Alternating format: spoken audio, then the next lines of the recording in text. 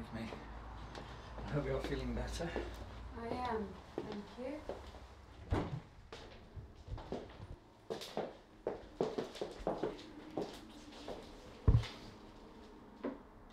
May you not sit down?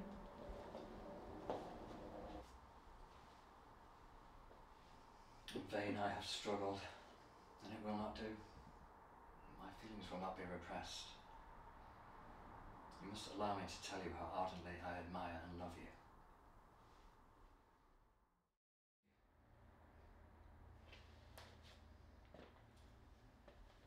In declaring myself thus, I am fully aware that I am going expressly against the wishes of my family, my friends, and I hardly need add my own better judgment. The relative situation of our families is such that any alliance between us must be regarded as a reprehensible connection. Indeed, as a rational man, I can only but see it as such myself, but it cannot be helped. Almost from the earliest moments of our acquaintance, I have come to feel for you a passionate admiration and regard which, despite all my struggles, has overcome every rational objection. And I beg you, most fervently, to relieve my suffering and consent to be my wife. In such cases as these, I believe the established mode is to express a sense of obligation, but I cannot. I have never desired your good opinion, and you have certainly bestowed it most unwillingly. I am sorry to cause pain to anyone, but it was most unconsciously done, and I hope will be of short duration. And this is all the reply I am to expect. I might wonder why, with so little effort at civility, I am rejected. And I might wonder why, with so evident a desire to offend and insult me, you choose to tell me you like me against your will, against your reason, and even against your character. Was that not some excuse for incivility if I was uncivil? I have every reason in the world to think ill of you. Do you think any consideration would tempt me to accept the man who's been the means of ruining the happiness of a much beloved sister? Can you deny that you have done it? I have no wish to deny it. I did everything in my power to separate my friend from your sister, and I rejoice in my success.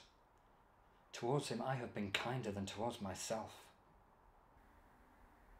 But it is not merely that on which my dislike of you is founded.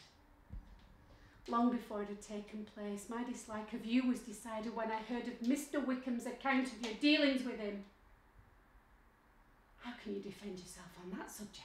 And you take a great interest in that gentleman's concerns. Who that knows what his misfortunes have been could help feeling an interest in him?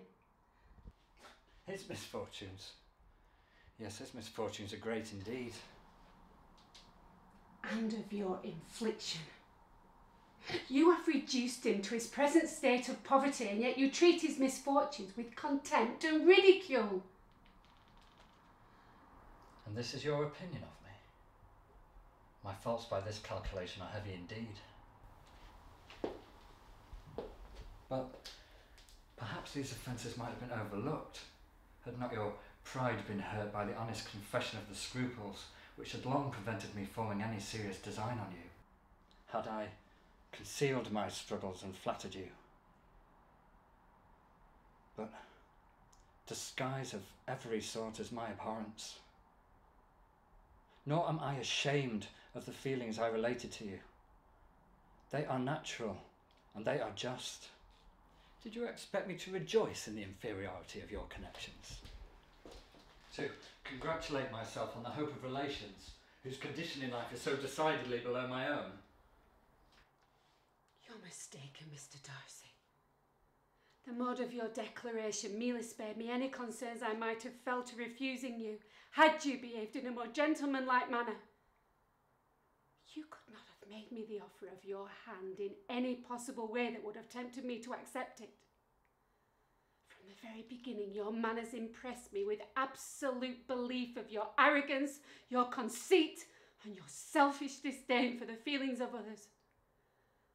I had not known you a month before I felt you were the last man in the world whom I should ever wish to marry. You have said quite enough, madam. I perfectly comprehend your feelings, and now I've only to be ashamed of what my own have been. Please forgive me for having taken up your time, and accept my best wishes for your health and happiness.